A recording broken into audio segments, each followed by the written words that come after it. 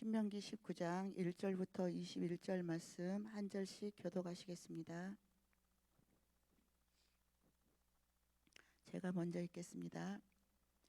내 하나님 여호와께서 이 열국을 멸절하시고 내 하나님 여호와께서 그 땅을 내게 주심으로 내가 필경 그것을 얻고 그들의 각 성읍과 각 가옥에 거할 때에 내 하나님 여호와께서 내게 기업으로 주신 땅 가운데서 새 성읍을 너를 위하여 구별하고 내 하나님 여호와께서 내게 유업으로 주시는 땅의 전체를 삼구로 분하여 그 도로를 닦고 무릇 살인자를 그 성읍으로 도피케 하라. 살인자가 그리로 도피하여 살만한 경위는 이러하니 곧 누구든지 본래 혐언이 없이 부지주 중에 그 이웃을 죽인 일, 가령 사람이 그 이웃과 함께 벌목하러 살림에 들어가서 손에 도끼를 들고 벌목하려고 찍을 때에 도끼가 자루에서 빠져 그 이웃을 맞춰 그로 죽게 함 같은 것이라. 이런 사람은 그 성읍 중 하나로 도피하여 생명을 보존할 것이니라. 그 사람이 그에게 본래 혐언이 없으니 죽이기에 합당치 아니하나 두렵건대 보수자의 마음이 뜨거워서 살인자를 따르는데 그 가는 길이 멀면 그를 따라 미쳐서 죽일까 하노라. 그러므로 내가 내게 명하기를 새 성읍을 너를 위하여 구별하라 하노라. 내 하나님 여호와께서 내 열조에게 맹세하신 대로 내 지경을 넓혀 내 열조에게 주리라고 말씀하신 땅을 다 내게 주실 때 또 내가 나의 오늘날 내게 명하는 이 모든 명령을 지켜 행하여 내 하나님 여호와를 사랑하고 항상 그 길로 행할 때에는 이 셋 외에 새 성읍을 더하여 내 하나님 여호와께서 내게 기업으로 주시는 땅에서 무죄한 피를 흘림이 없게 하라. 이같이 하면 그 피가 내게로 돌아가지 아니하리라. 그러나 만일 사람이 그 이웃을 미워하여 엎드려 그를 기다리다가 일어나 쳐서 그 생명을 상하여 죽게 하고 이 한 성읍으로 도피하거든 그 본 성읍 장로들이 사람을 보내어 그를 거기서 잡아다가 보수자의 손에 넘겨 죽이게 할 것이라. 내 눈이 그를 궁휼히 보지 말고 무죄한 피 흘린 죄를 이스라엘에서 제하라. 그리하면 내게 복이 있으리라. 내 하나님 여호와께서 내게 주어 얻게 하시는 땅 곧 내 기업된 소유의 땅에서 선인에 정한 내 이웃의 경계표를 이동하지 말지니라. 사람이 아무 악이든지 무릇 범한 죄는 한 증인으로만 정할 것이 아니요 두 증인의 입으로나 세 증인의 입으로 그 사건을 확정할 것이며 만일 위증한 자가 있어 아무 사람이 악을 행하였다 말함이 있으면 그 논쟁하는 양방이 같이 하나님 앞에 나아가 당시 제사장과 재판장 앞에 설 것이요 재판장은 자세히 사실하여 그 증인이 위증인이라 그 형제를 거짓으로 모함한 것이 판명되거든 그가 그 형제에게 행하려고 꾀한 대로 그에게 행하여 너희 중에서 악을 제하라. 그리하면 그 남은 자들이 듣고 두려워하여 이후부터는 이런 악을 너희 중에서 다시 행하지 아니하리라. 내 눈이 긍휼히 보지 말라. 생명은 생명으로, 눈은 눈으로, 이는 이로, 손은 손으로, 발은 발로니라. 아멘.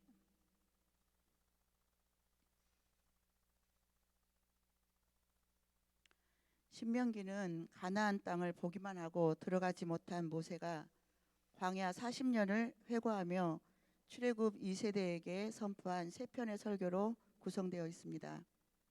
전체 내용은 시내산에서 받은 율법, 즉 언약에 대한 설명과 이 언약을 지키는 자에게는 축복과 생명이 있고 언약을 배반하는 자에게는 저주와 사망이 있음을 선포하고 있습니다.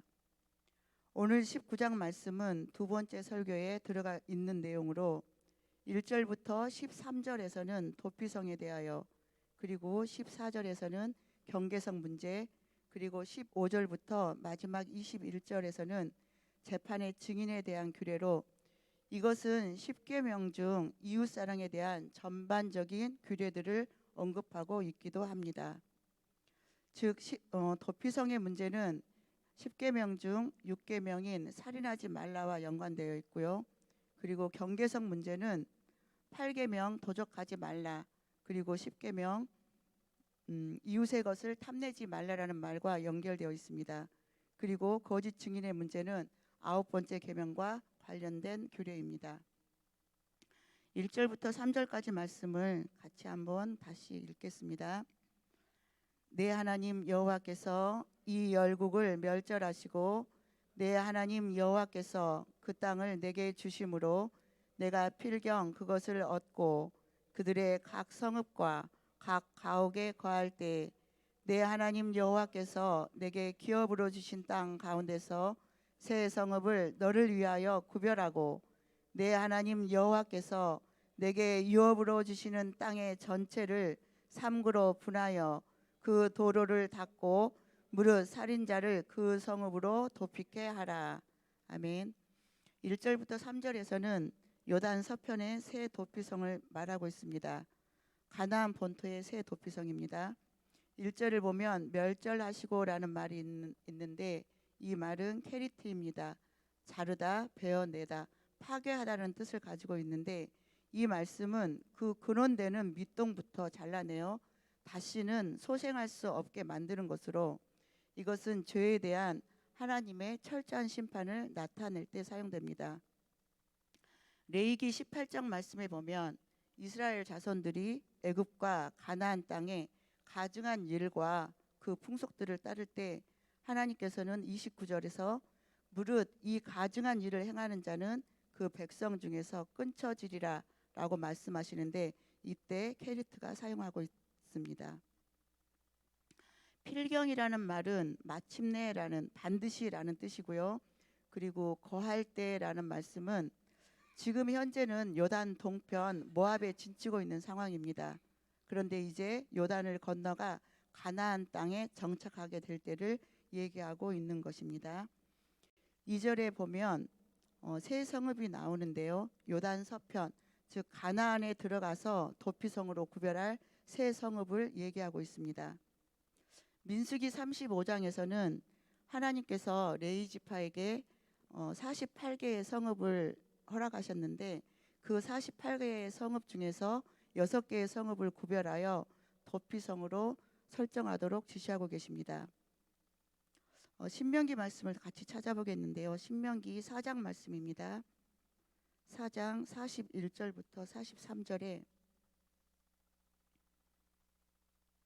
그 6개의 도피성읍 중 요단 동편에 설치된 3개의 도피성이 나와 있습니다. 4장 41절부터 43절 같이 읽겠습니다. 때에 모세가 요단 이편 해돋는 편에서 새 성읍을 구별하였으니 이는 과거에 원혐이 없이 부지 중에 오살한 자로 그곳으로 도피케 하기 위함이며 그 한 성읍으로 도피한 자로 그 생명을 보존케 하기 위함이라. 하나는 광야 평원에 있는 베셀이라 르벤 지파를 위한 것이요 하나는 길르앗 라못이라 갓 지파를 위한 것이요 하나는 발산 고란이라 므낫세 지파를 위한 것이었더라. 아멘. 여기 지금 요단 동편에 르우벤과 갓과 므낫세 반지파가 있습니다. 그래서 이 지파들을 위해서 3개의 도피성을 설치한 것입니다. 그리고 나머지 3개는 여호수아 때에 설치하게 되는데 여호수아서 20장 7절 말씀을 같이 찾아보겠습니다.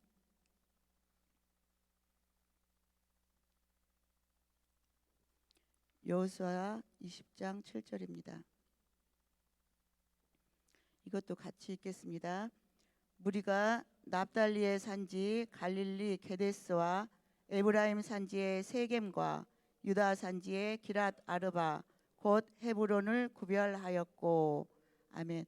나머지 요단 서편에 위치하게 될 새 도피성은 여호수아 때 결정되는데요. 갈릴리의 게데스 그리고 세겜 그리고 헤브론의 기랏 아르바라고 하는 헤브론에 설치하게 됩니다. 그래서 도피성은 모두 요단 동편의 3개 그리고 서편에 세계가 위치하게 된 것입니다. 다시 본문으로 들어가겠습니다. 신명기 19장에 보면 여기에 너를 위하여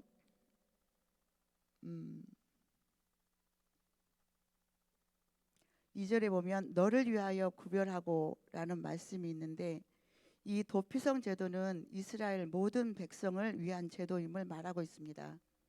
우리가 계획하지 않고 의도하지 않았던 일이 우리 삶 가운데 많이 일어납니다. 그래서 억울하기도 하고 속상하기도 하지만 우리는 어쨌든 이 일들을 만날 수 있습니다. 며칠 전 학원 밑에 이제 주차장이 있어서 차를 주차하려고 하는데 차에서 경고음이 들렸습니다. 그래서 머리를 빼꼼히 들고 봐도 아무것도 없었는데 계속 경고음이 들려서 내려보니 자전거가 세워져 있는 것이 아니라 눕혀져 있었습니다. 그런데 이제 저는 제 눈에는 안 보였기 때문에 그 자전거를 밀치게 되었고, 제 마음 가운데는 도대체 자전거를 왜 이렇게 눕혀놨어? 세워놔야지, 이렇게 화도 났지만 결국은 수리비를 모두 물어줄 수밖에 없었습니다. 또 그 자전거가 좀 비싼 거여서 수리비도 꽤 나왔는데, 제가 억울하다고 해서 해결될 게 아니라 이것 또한 의도치 않은 일이었지만 제가 모든 것을 변상할 수밖에 없었습니다. 사람이 아니라 다행이긴 했습니다. 하지만 이렇게 우리가 크고 작은 의도치 않은 일들을 우리 삶 가운데서는 언제나 만날 수밖에 없습니다.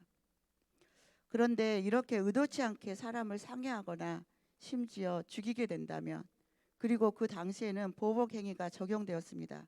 만약에 보복행위가 보복에 보복을 가하게 되고 또 그 보복이 보복을 지속적으로 가하게 된다면 결국은 신변의 위험으로 사회 전체는 극심한 혼란에 빠질 것입니다. 이러한 악순환을 방지하여 부지중 일어난 살인자를 보호하고 또한 사회 질서를 유지하기 위해서 이 도피성 제도는 반드시 필요한 것입니다. 그렇기 때문에 이 도피성은 너를 위하여 구별하고 라고 하나님은 말씀하고 계신 것입니다. 3절에 보면 도피성의 위치가 나와 있습니다. 제가 읽겠습니다. 내 하나님 여호와께서 내게 유업으로 주시는 땅의 전체를 3구로 분하여 그 도로를 닫고 무릇 살인자를 그 성읍으로 도피케 하라. 가나안 전체를 3등분하고 각 구에게 중심부에 도피성을 설치하도록 하였습니다. 이것은 도피자가 어느 곳에 있든지 가장 가까운 곳에 도피성으로 피할 수 있도록 하는 조치였는데, 전승에 의하면 이 도피성으로 가는 도로의 폭은 14m 정도가 되었다고 합니다. 14m는 차선 밖에 차선이 있잖아요. 그게 왕복으로 따졌을 때 한 5차선 정도, 4개에서 5차선 정도이고, 우리 교회 지금 이 폭의 한 2배 정도가 그러니까 14m 정도가 되는 것 같습니다. 굉장히 넓은 것을 알 수 있는데요.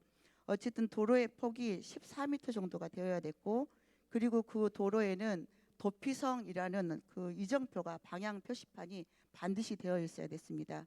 그리고 그것으로 끝나는 것이 아니라 12월 아달월에는 사신을 파견하여서 길목에 장애물이 있는지 없는지 이런 것들을 살펴서 과실자가 도피성으로 무사히 피신하도록 했다고 합니다. 14m 그 넓은 길이면 어느 곳에서나 그 길이 보입니다.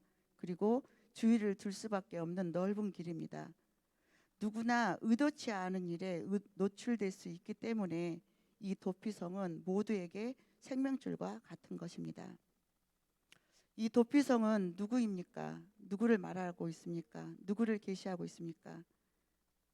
죄인인 우리가 살 수 있는 유일한 길이신 바로 예수님을 예표하고 있는 것입니다. 어떠한 상황에서든지 예수님께 나아갈 수 있는 길은 열려 있음을 기억하십시오. 또한 우리가 예수님께 들어가면 구원을 얻고 살 수 있음을 기억하십시오.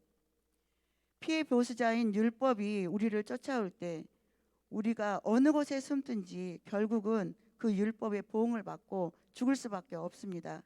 그러나 하나님이 열어놓으신 유일한 길이시며 생명이시며 도피성이신 예수님께 들어갈 때 예수님께서 이미 모든 죄를 담당하셨고 깨끗게 하셨기 때문에 우리는 살 수 있음을 기억하십시오. 4절부터 13절 말씀을 보면 여기서는 도피성으로 도피한 살인자 중에서 살릴 자와 또한 긍휼히 보지 않고 죽일 자를 기록하고 있습니다. 살릴 자는 혐오 없이, 즉 증오하거나 싫어하는 마음 없이, 어떤 사람을 미워하는 마음 없이, 고의성 없이 엄격결에 실수로 사람을 죽인 경우로 범위를 제한하고 있습니다. 이것은 하나님의 공의를 나타내고 있습니다. 민수기 35장 15절부터 25절에서는 이 살릴 자와 죽일 자를 자세히 언급하고 있는데요. 같이 한번 말씀을 보겠습니다. 민수기 35장 15절부터 25절입니다. 제가 읽겠습니다. 민수기 35장 15절부터 25절 말씀. 이 여섯 성읍은 이스라엘 자손과 타국인과 이스라엘 중에 우고하는 자의 도피성이 되리니 무릇 그릇 살인한 자가 그리로 도피할 수 있으리라. 만일 철 연장으로 사람을 쳐 죽이면 이는 고살한 자니 그 고살자를 반드시 죽일 것이요, 만일 사람을 죽일 만한 돌을 손에 들고 사람을 쳐 죽이면 이는 고살한 자니 그 고살할 자를 반드시 죽일 것이요, 만일 사람을 죽일 만한 나무 연장을 손에 들고 사람을 쳐 죽이면 이는 고살한 자니 그 고살자를 반드시 죽일 것이니라. 피를 보수하는 자가 그 고살자를 친히 죽일 것이니 그를 만나거든 죽일 것이요, 만일 미워하는 까닭에 밀쳐 죽이거나 기회를 엿보아 무엇을 던져 죽이거나 원한으로 인하여 손으로 쳐 죽이면 그 친자를 반드시 죽일 것이니 이는 고살하였음이라. 피를 보수하는 자가 그 고살자를 만나거든 죽일 것이니라. 그런데 여기 22절부터 25절입니다. 원한 없이 우연히 사람을 밀치거나 기회를 엿봄이 없이 무엇을 던지거나 보지 못하고 사람을 죽일 만한 돌을 던져서 죽였다 하자. 이는 원한도 없고 헤아려 한 것도 아닌즉 회중이 친자와 피를 보수하는 자 간에 이 규례대로 판결하여 피를 보수하는 자의 손에서 살인자를 건져내어 그가 피하였던 도피성으로 돌려보낼 것이요, 그는 거룩한 기름 부음을 받은 대제사장의 죽기까지 거기 거할 것이니라. 아멘.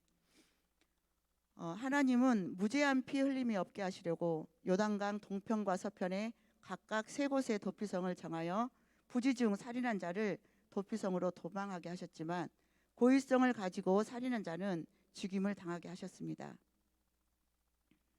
14절 말씀입니다. 다시 본문 14절입니다. 14절은 경계석에 대한 문제입니다. 내 하나님 여호와께서 내게 주어 얻게 하시는 땅, 곧 내 기업된 소유의 땅에서 선인에 정한 내 이웃의 경계표를 이동하지 말지니라. 인간 생활의 가장 토대가 되는 땅과 관련된 규례입니다. 당시에는 토지 등기가 없던 때라 자기 땅의 경계를 표시하기 위해서 돌에 글을 새겨서 세워 넣었는데 이것은 쉽게 이동시킬 수 있었기 때문에 이런 경계표를 이동시키는 일들이 많이 생겼다고 합니다. 그런데 이것은 십계명을 어기는 범죄이기 때문에 엄히 경고하고 있습니다. 마지막 15절부터 21절에서는 증인에 대하여 다루고 있습니다. 이 재판에 대한 교훈은 신명기 17장에 자세히 나와 있는데 이것은 한번 읽어보셨으면 좋겠습니다.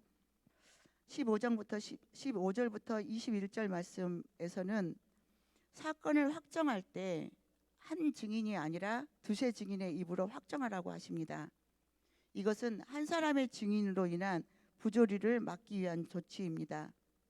여기서 말하는 증인은 에드인데 그 증인은 오늘날의 증인과는 약간 다른 것 같습니다. 오늘날에는 그 사건을 보고 객관적으로 진술하는 사람을 말하지만 이때 당시에는 범죄 사실을 고발하는 고발자의 역할도 감당하는 자였습니다.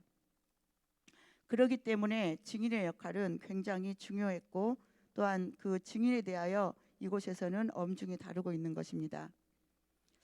위증이란 말은 실제 없었던 일을 있었던 것으로 꾸며 무고한 사람을 모함하는 것입니다. 위증은 사람뿐 아니라 결국은 하나님을 속이는 행위이기 때문에 만약 위증죄가 드러나면 상대를 해하려 한 의도대로 오히려 그 당사자가 그 본인이 당해야 하는 동해 보복률이 적용되었습니다. 이렇게 한 이유는 20절에 나와 있는데요. 20절 마지막으로 같이 읽어보겠습니다. 그리하면 그 남은 자들이 듣고 두려워하여 이후부터는 이런 악을 너희 중에서 다시 행하지 아니하리라. 아멘. 이런 악이 다시 행하지 아니하도록 하나님께서는 엄중하게 증인의 문제도 다루고 계신 것입니다. 하나님이 주신 모든 율법과 규례는 하나님의 자비와 사랑에 기초합니다. 예수 그리스도를 예표하는 도피성과 그리고 재판의 증인을 통해 하나님께서는 생명을 얼마나 귀히 여기시는지, 공의와 질서를 바라시는지 우리는 알 수 있습니다. 6월 3일 우리나라의 대통령 선거가 있습니다. 무엇이 진실인지 알 수 없는 혼돈스럽고 혼탁한 때입니다. 그럼에도 하나님이 원하시는 지도자, 하나님을 두려워하는 지도자가 세워지길 간절히 원합니다. 오늘도 예수 그리스도를 힘입어 우리의 삶 가운데 거룩한 증인들로 세워지길 원합니다. 하나님께서 기뻐하시는 오늘의 삶을 사시기를 간절히 원합니다. 같이 기도하겠습니다.